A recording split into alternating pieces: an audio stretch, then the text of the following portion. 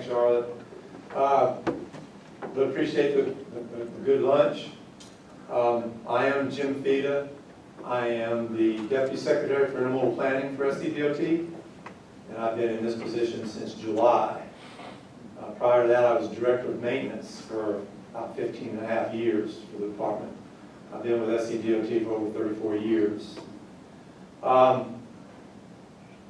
Having connected vehicles and autonomous vehicles, that's great. I think that's the future, obviously.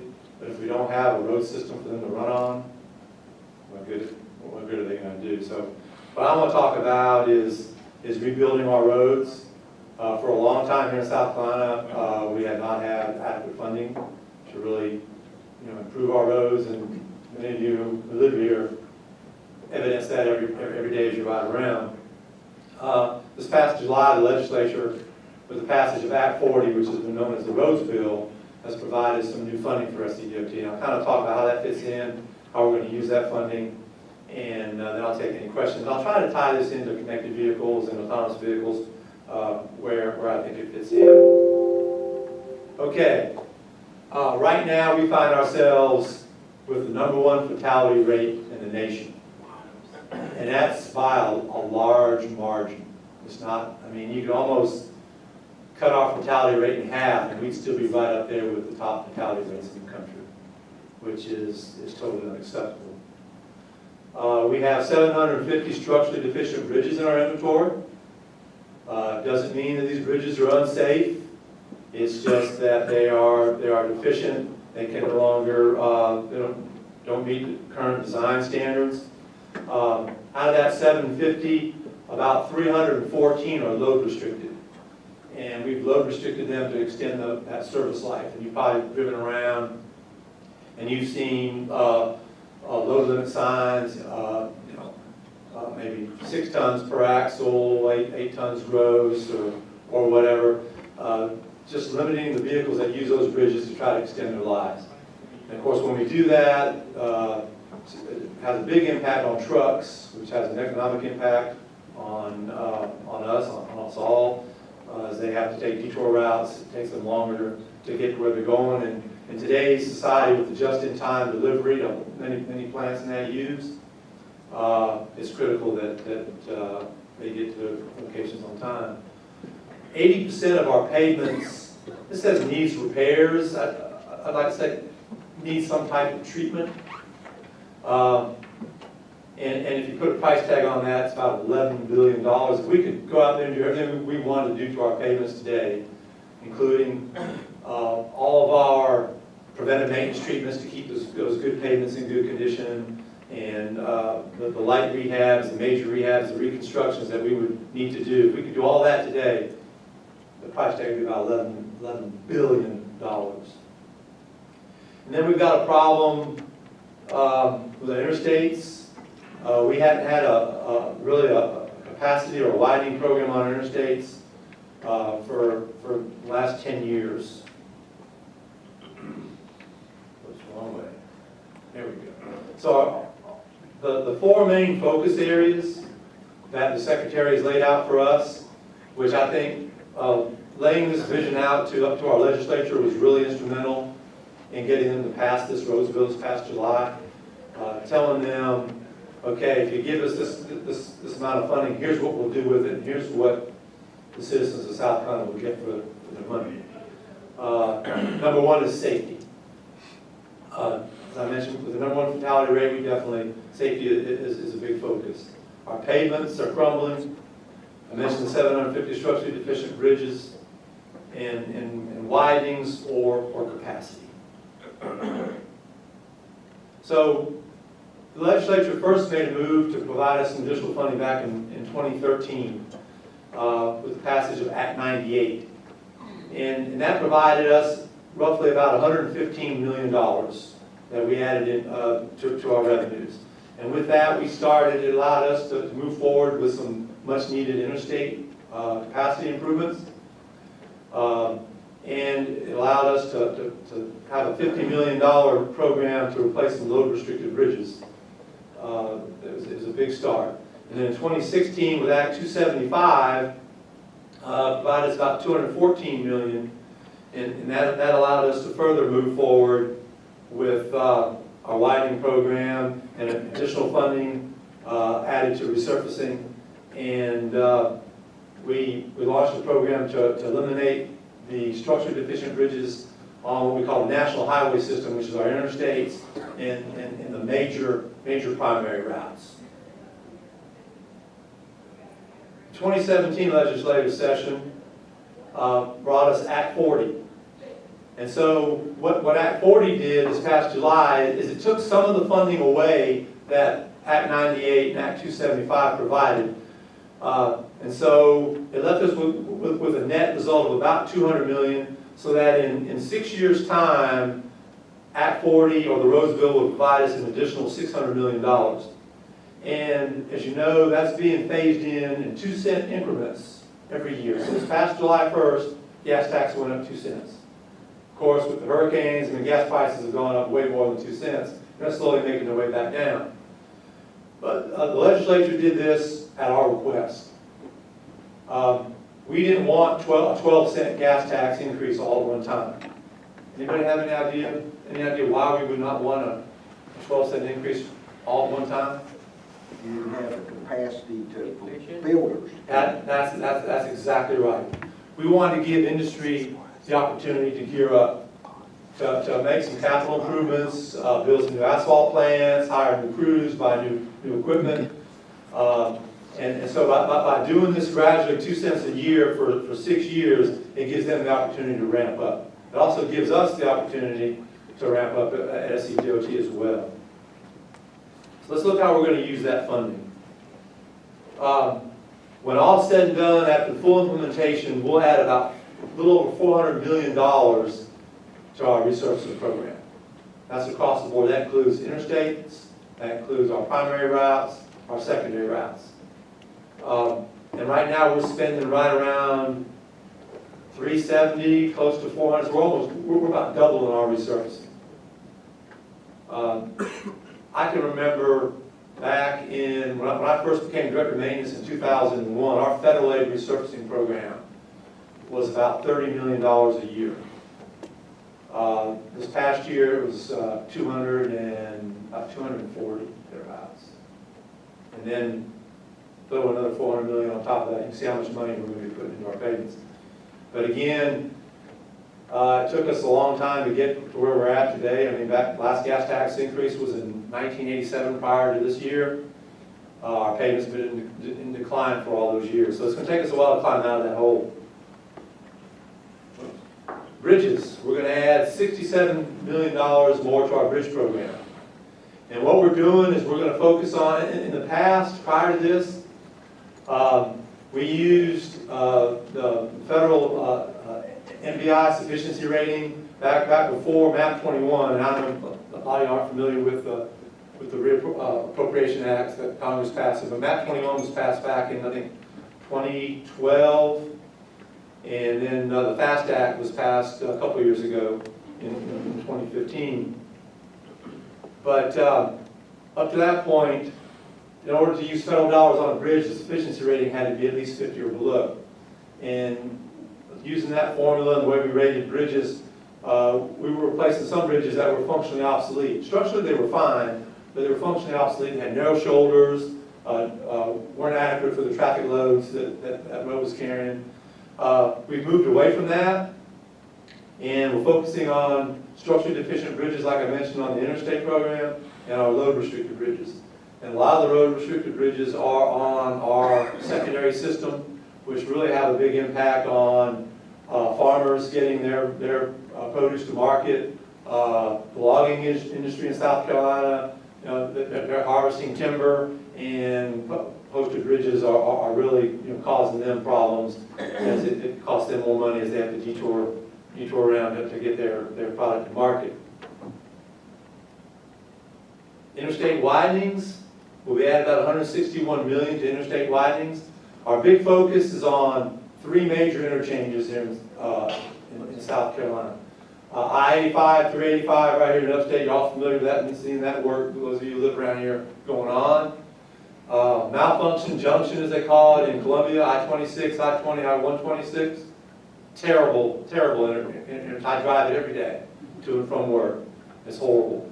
And then I-526 down in Charleston with 26 is another big interchange that'll be done.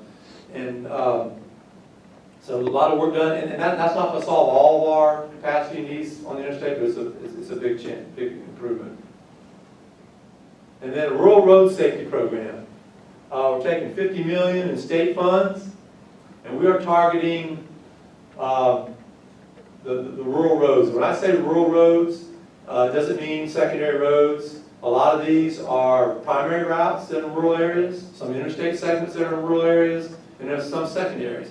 But statistics have shown, we looked at our crash data, and 30% of our fatalities and serious injuries are happening on just 5% of our network. And that's the rural network. So we figure if we can target those roads with select treatments, it's not going to be a one-size-fits-all type approach. But if we need to increase clear zones and remove trees, if we need to widen shoulders, set ditches back. If we can make improvements just by installing rumble strips or new pavement markings or new signing, we'll do that. But each approach will be tailored to that specific road. We really think we can make an impact on improving safety here in South Carolina. And then after year 6, there's a tax credit right now. You may be familiar or may not be familiar with that. But if you save your gas receipts and you can deduct that on your taxes and get a little bit of that money back for that increase that you're paying in gas taxes, that's supposed to sunset in 6 years, unless the legislature takes steps to extend it. And that would give us about an additional $115 million. And what we would do with that money is probably focus on maybe some of the rural interstate upgrades and improvements. I know I-95, especially going into Georgia, probably need capacity there. If you've ever traveled to Florida or Georgia, and you come back into South Carolina, and you get to the South Carolina line, you think there's got to be this horrible accident ahead. Traffic is at a standstill. Basically what it is those 3 lanes of I-95 in Georgia merging in 2 lanes coming into South Carolina, and it causes traffic issues. Other issues, another area that probably could use some widening would be I-26 between Columbia and Charleston, especially around the Orangeburg area, is another area. That's what we would do with that money if the legislature does not extend that tax credit. What's the wrong way? No, that's right way, okay. All right, so what we're going to do with the roads bill funding is just continue the initiatives we started in 2013 and 16 with resurfacing bridges and interstate widenings. Like I mentioned, we're going to launch the Rural Road Safety Program and increase the resurfacing program to achieve moderate targets. So what are we going to get for our investment? It's going to take a while for these things to come in. All right, we think we can treat 1,000 miles in 10 years. It's phase 1 of our Rural Road Safety Program. And that's with those select safety upgrades that I mentioned. The rural roads that we identified is about 1,800, I think 1,900 miles. Phase 1 would be about 1,000 miles. Those in 10 years, we think we can address those. We should have 465 new bridges. Some of those will be load-restricted program, and some will be those ones that were structurally deficient on our national highway system. We'll have 140 miles of our interstates to be improved with added capacity in those 3 major interchange projects I mentioned. And we'll make progress to reverse the 30 years of decline that our pavements have seen since the last increase in funding. And looking at our pavement management data and our models, and looking at our current condition and the level of investments that we're going to make, we think we can go from 65% of good pavements today on our interstates to over 90% good in 10 years. On our major roads, which is basically our NHS primaries, We're currently at 23% good. We think we can more than double that and get to 53% good. Still not where we want to be, but in 10 years, doubling the amount of good pavements on the national highway system. The farm to market roads, which are kind of our federal aid secondary routes, major secondaries, currently 19% good. We can move that to 40% good. And then our neighborhood streets, or city streets, our non-federal aid secondary routes, probably go from 15% good to 25% good. Still not where we want to be, but still an improvement.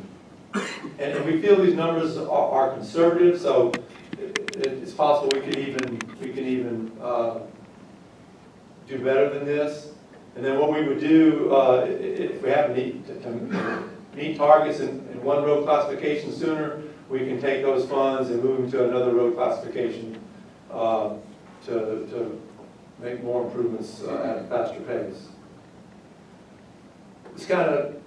This map gives you an idea of what's going to be going on. Again, part of the problem with neglecting the system for so long and then giving us funding is you're going to run into work zones everywhere you go. I mean, the whole state's going to be under construction. And the problem for us is trying to schedule those projects, especially on the interstates, so you're not running from work zone to work zone, so different contractors their work zones aren't backing into each other, and the public is just going to need to be patient. There's going to be a lot of orange cones out there, a lot of work zones, but that means work is getting done. I said we'll double our resurfacing, 465 bridges replaced, 140 miles of interstates improved, and 1,000 miles of rural roads with safety improvements made. So how do connected vehicles fit in here? Again, and a lot of it was mentioned this morning too. But in the area of safety, connected vehicles, automated vehicles, obviously, with the just as they're implemented, they're going to improve safety numbers. I think Dr. Hendrickson said look like about 1% had effective 1% improvement in safety going forward, but I think as more and more of those vehicles get on the road, they'll have a big impact on safety. Mobility, we can't build ourselves out of congestion. And there's places like I-77 going into Charlotte, in the Rock Hill area. That's 8 lanes right now.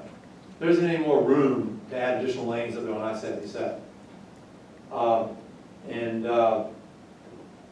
As autonomous vehicles and platooning takes effect in coming years, as we can safely cram more vehicles into the same space, hopefully we can reduce congestion and not have to spend money to add lanes. Transit, improved bus schedules, preferred routes for transit vehicles through connectivity, I think has opportunities to improve transit. The environment, no longer non-attainment, but the only maintenance area that we have in the state is in the Rock Hill area because it's part of Charlotte. And of course, if vehicles aren't sitting in traffic, if you're moving and not stopped, you have less emissions, so you have improved air quality, and it's going to be a benefit there. So I think those are areas where connected vehicles and autonomous vehicles can definitely help fit into the 4 areas that we're focusing on over the next 10 years.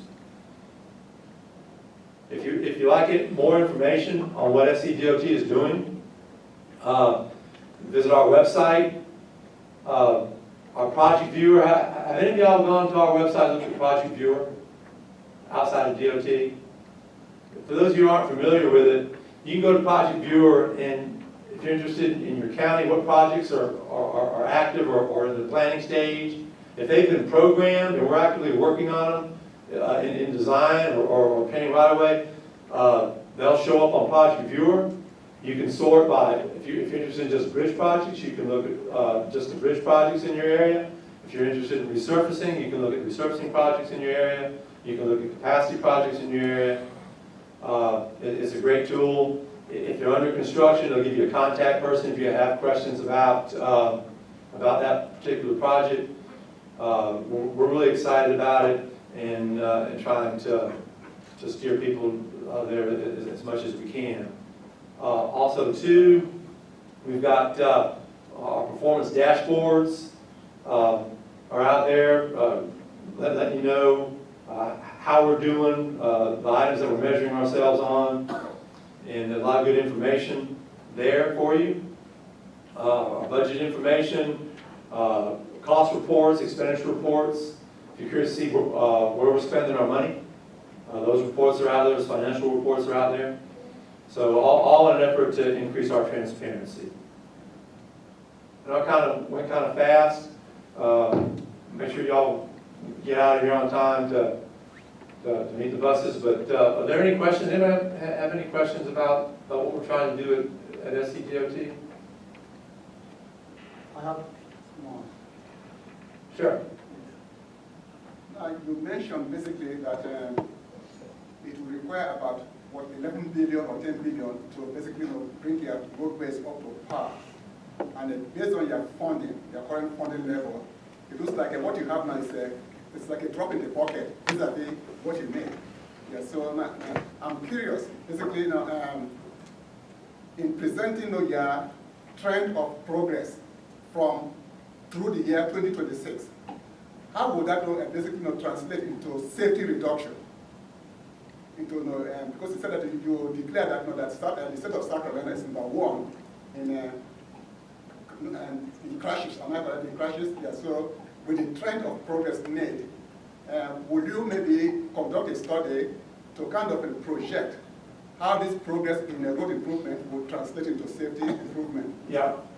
Our safety office has done that. One thing I'll touch on too is as part of MAP 21 and the FAST Act, Congress, in their wisdom, and I was wondering when they were going to do it, requiring states to really be accountable and to demonstrate just what are we doing with the funding that's been given to us. So in the area of safety, there are 5 performance measures. There are 5 targets that we have to set every year. For safety, it's an annual setting of those targets. And as long as you're making significant progress toward those targets, or maybe lessening right now fatality rate is on the way up in South Carolina. We're on pace for another record year in fatalities, and it's disheartening.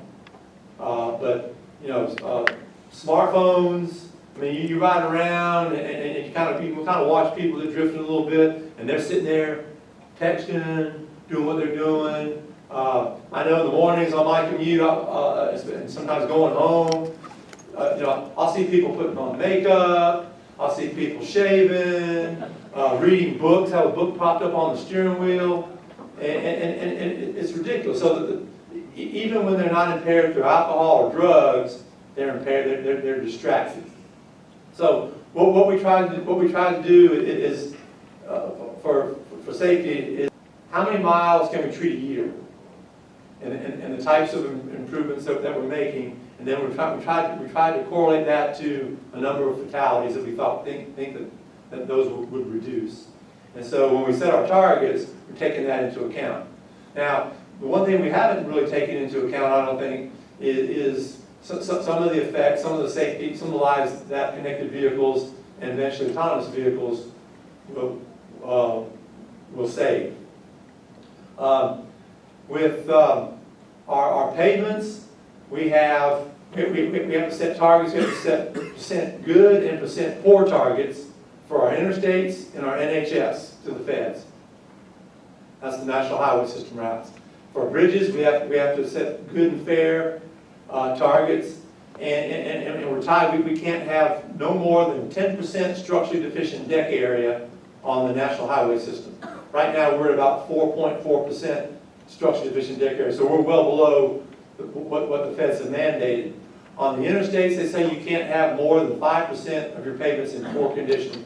based on the performance measures that they have adopted.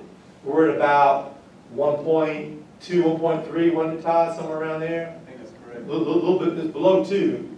But we're used to measuring our payments based on the way we collect payment data here in South Carolina, which based on our payment quality index, or PQI, is how we've been always measuring our payments, good, fair, poor.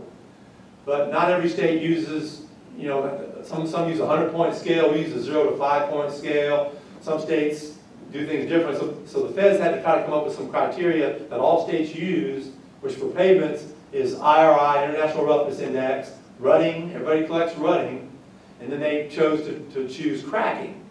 And how they define cracking is a little bit different than how we may define cracking.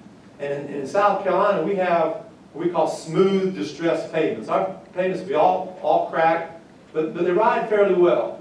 We don't have a lot of freeze-thaw cycles like up north, so we don't have a lot of frost heave, and so our payments are. So correlating how we've been saying, you know, the condition we've been saying our payments are in to the federal requirements is a big difference. Our percent good is going to go down, I think. Our percent poor is going to go down. So, you know, then the risk is going to say, well, gee, SCDOT, you guys said your payments were in such poor condition. Did you lie to us so we give you more money? You know, once we start using the federal reporting requirements, but the percentage of fair is going to grow. But, you know, the condition of the roads is not going to change overnight just because we change the performance measures. I mean, if people thought they're bad, they're still going to think they're bad just because, you know, if we tell them, well, they're not as bad as we said they were because we're using the new performance measures that the feds came out with, they're still bad. But that's the predicament we're in right now, is how do we go ahead and transfer over to the new performance measures. The final rule was passed this past April, so a lot of states are already in the same boat that we're in. They've been reporting payment conditions the way they've always reported it, and now all of a sudden they have to go and meet the federal requirements as well. We have reporting requirements for mobility that we have to report to the feds. Pavement, bridge, mobility targets are set every 4 years, and you can update them in year 2 of every 4-year cycle. We'll have to report on that.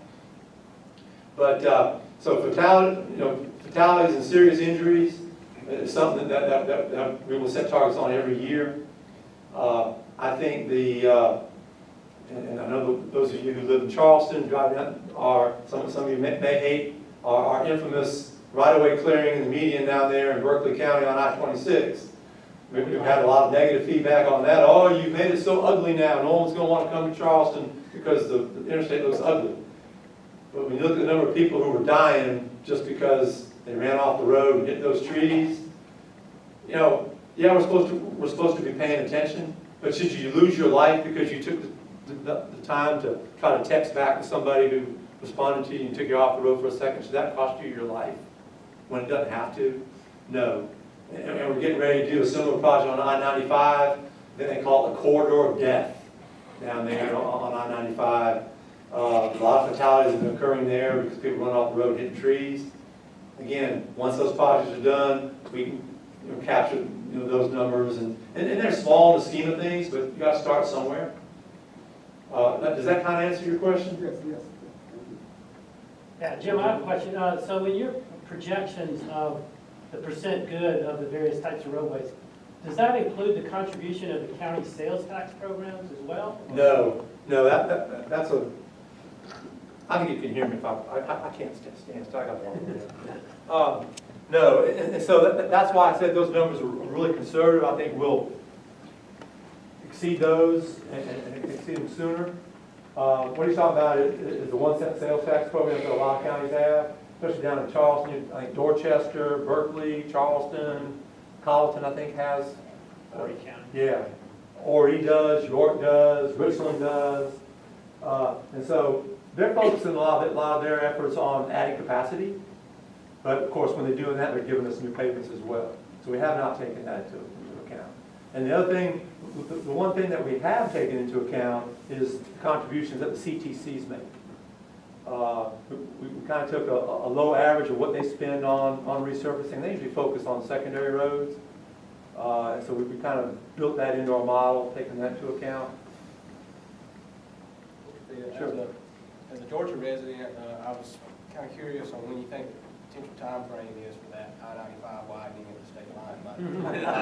I know. But what we're hoping on is that y'all get so fed up with complaints and people sitting in traffic in Georgia that y'all offer to pay for it and say, hey, we'll fund it.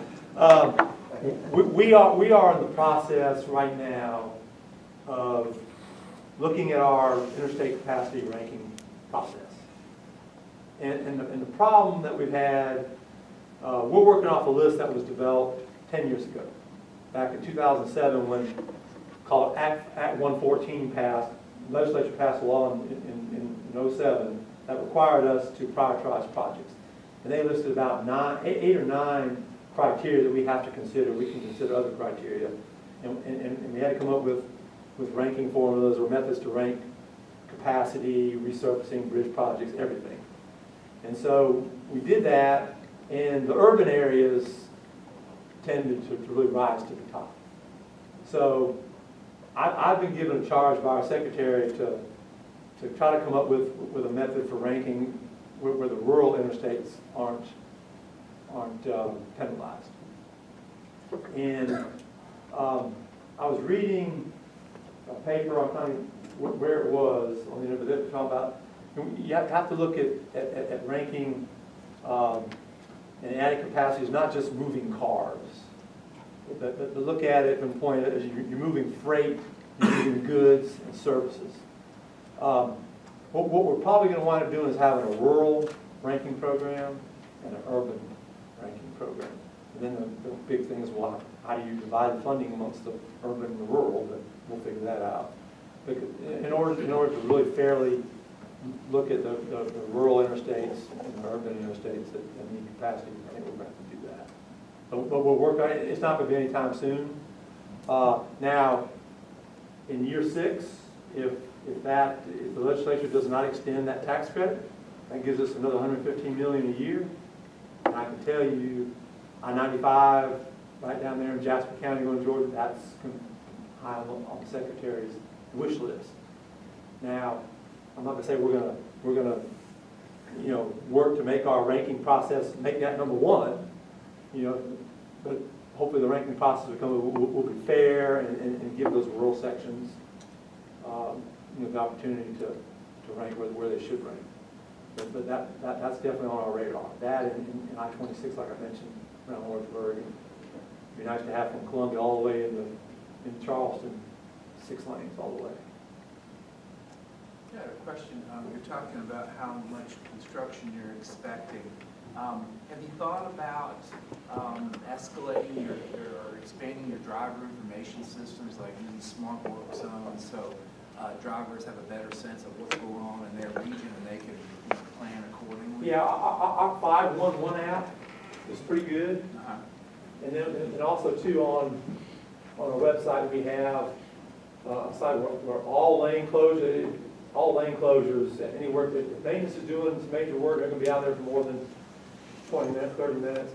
They're entering that stuff in to our road closure website, and then that's feeding into 5112. I think it doesn't. I think it does. We also have a KML web service that road condition system feeds. We're actually working now on trying to contact the Googles and the Waves and the Apples and see if they will use that web service. So when we close either one lane or the whole lane, they'll know it immediately, and everybody's using GPS nowadays, and that's going to be the best way, I think, to get information to most drivers just through their GPS, that either by phone or standard GPS. So we're actually working now on a letter that we can send to these companies and ask them, can you use this web service? Do you need something else from us? And also, that would be very good. Unfortunately, we've had a lot of hurricanes lately, and when we reverse lanes, we can let people know with GPS, you can't go this direction now. One of the problems we're facing, I think everybody's going to face it, is, especially on the interstates, we tend to do everything at night. I mean, I travel all across this country, I don't like to fly, so when I was director of maintenance and Pastor Subcommittee on Maintenance met in Seattle, I drove to Seattle. I mean, you know, I've driven to San Diego, I've not just driven all over the country. And to me, other states don't seem to care as much about inconveniencing travel in public as we seem to do here in South Carolina. And of course, there's only so many hours of darkness. And in the summertime, when we have our afternoon thunderstorm, well, what does that do to your night work? That just kills it. And so they fall further and further behind. So I think through better communication and more public outreach and really advertising, I think we can do more work during the day. And people will find alternate routes. I mean, what did we do before we had the interstates? I know that there's some routes here in the state that hardly any traffic on. I mean, I know, like from Columbia to Chester, you take US 321, it's 4 lanes divided. I mean, actually, we ought to go there and just plow up through the lanes when it comes time to resurface them. There's no traffic on it anymore. Sections of US 301 in the state are the same way. How do we get people to start using those routes again instead of getting on the interstate for everything? But that's one thing I think we're going to be faced with is running. There's only so many hours of darkness. There's a lot of work that needs to be done. This plan is great. I think we've got a good plan, but we're at the mercy of the contractors. If the contracting community, and hopefully we'll attract some out-of-state vendors to come in and set up plants and do work. But if they can't gear up, and I think we talked earlier about how do you attract people in the transportation business. We're talking about engineers and planners, but we got to have folks to build the roads. You know, everybody can't go to college and be an engineer. Not everyone wants to go to college and be an engineer. We need people who know how to use asphalt machines and rollers and do the inspection work and make sure we're getting good quality work. How do you attract those people? I mean, you know, my kids, when they were growing up, I couldn't get them out of the house. You know, the worst thing I ever did was bought them a Nintendo to start with.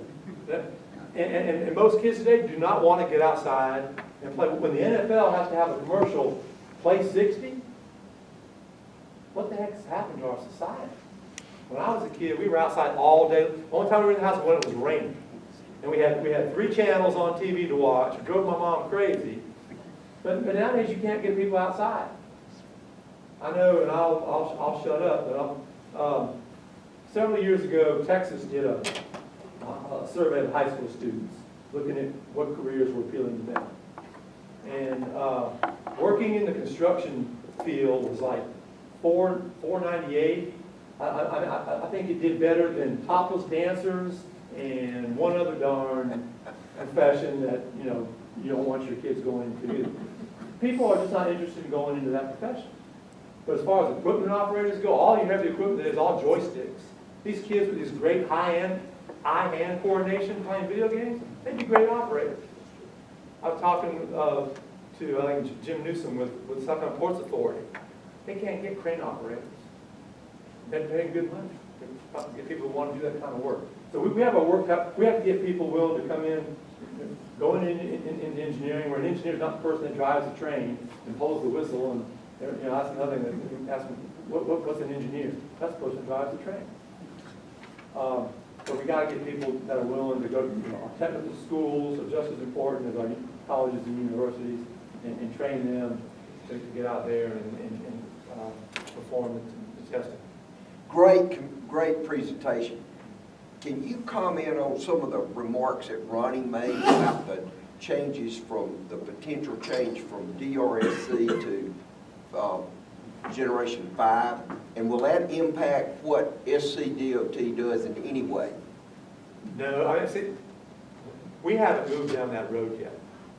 Is that because well, there was an opportunity, we just didn't take that, and maybe we can jump that one, we just go straight to 5G? Yeah, I mean, to my knowledge, and Todd, jump in here if I know we have a project that's underway. I mentioned to you, I've got an email that I can go grab and I can be more specific. It should be wrapped up next spring, where we're putting in some adaptive signal systems in the Greenville, Spartanburg area. With Jacobs Engineering. Yes, Yeah, they came yes. and visited me a couple of times. Yes. Yeah. But yeah, I think that our center should have been involved because they came and asked a lot of questions. Yeah, I know that stuff. But I know, traditionally, we tend to kind of take a wait and see attitude so that we don't do, just like you said, go with the one and all of a sudden, oh, we're going to allow this too. Oh, gee, if we would have known that, we wouldn't have invested in this. So I think we have to go down that road. I mean, we just have to. But as far as really setting up something really formal within the agency, we have a few people that we've kind of tasked with keeping up with that technology a little bit.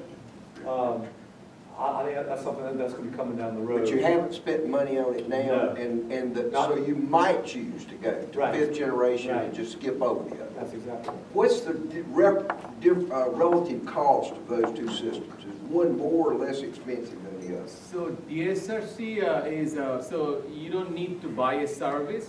It just broadcasts information within a range. So you can just buy, you just need the device and it will broadcast information. But 5G LTE, it's like paying for a cell service. So Yeah. you have to pay for the service. Yeah. But individuals pay, not the state. No, not the state pays. So for the DSRC, you have to pay for the infrastructure. devices, yes. Right. Infrastructure, do you have to put something in for it to work? So, Oh, sure we yeah, will. especially Especially for vehicle infrastructure, we would have to put. right, you have to put the Infrastructure, infrastructure, yeah. Okay. So I think that our center can help SCDOT significantly in this case. But I think one of my question is, so we need, Secretary Hall was a big supporter of our center when we submitted the proposal. But we need to find ways so we can help SCDOT to do this type of studies. Because I think we are very well equipped to do this type of studies. So I think we can do probably, we can augment what Jacob Engineering is doing, but I guess we need to find a way how we can be a partner to SCDOT. That is, I think, it is a resource to Right. SCDOT, the center. For example, we had a meeting last night.